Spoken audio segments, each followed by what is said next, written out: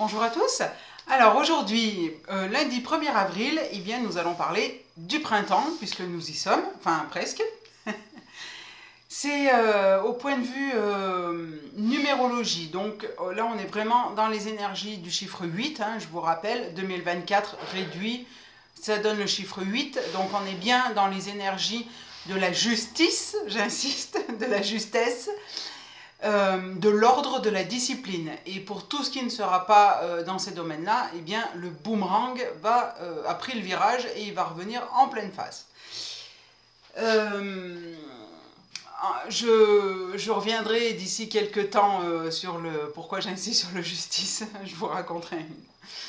Et puis, point de vue Feng Shui, eh bien, c'est le moment de faire le grand nettoyage de printemps, de saison.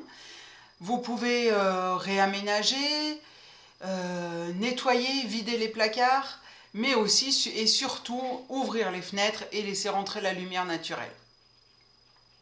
Parce que ça fait un bien fou, et surtout qu'on vient de changer d'heure, il fait jour plus tôt le matin, plus tard le soir, et c'est voilà, maintenant il manque juste un petit peu de soleil.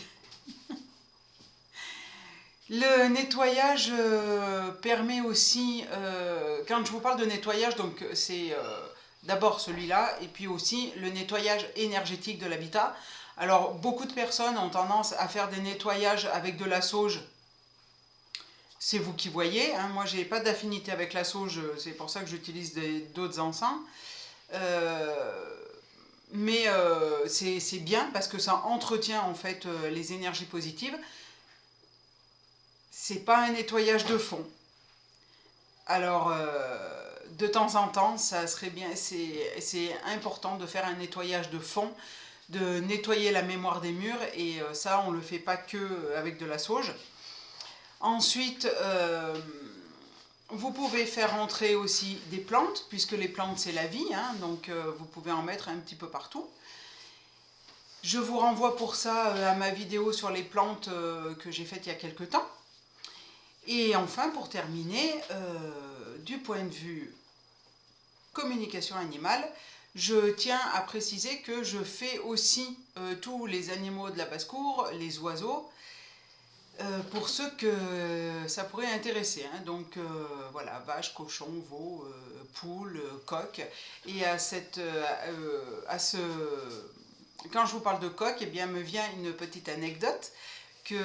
Puisque j'ai fait une communication avec un coq décédé lors d'un exercice avec une communicante animalière. Et ce coq m'a raconté comment il était décédé. Et voilà, donc il m'a montré son poulailler où il était content de vivre avec ses poules.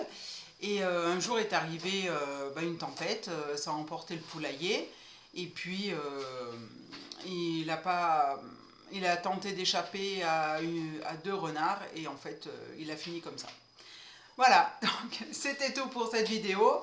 Je vous souhaite un très beau lundi, une très belle semaine et je vous dis à la semaine prochaine. Bye bye!